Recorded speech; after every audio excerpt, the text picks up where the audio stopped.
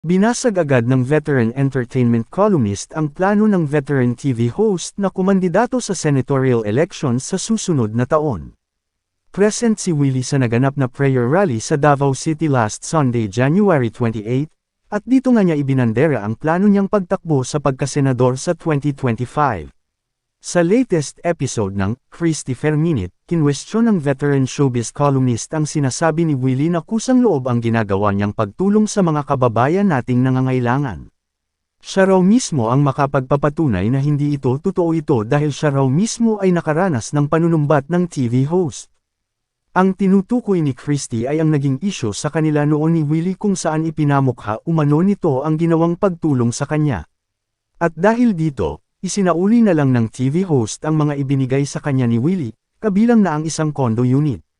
Nagwo-worry din daw ang premyadong kolumnista na baka maging sunod sanyeran lang si Willie sa mga ididikta sa kanya ni dating Pangulong Duterte.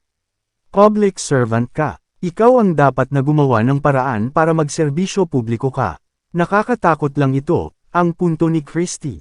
Aniya pa, masyado pang maaga para mag-declare ng pagtakbo sa susunod na eleksyon.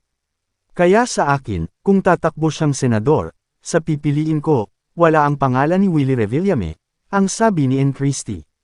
Napansin din ni Christy ang itsura ng TV host sa naganap na prayer rally sa Davao City. Ang laki ng itinanda, oh. Tingnan mo itsura, oh. Ang laki-laki ng itinanda niya, di ba?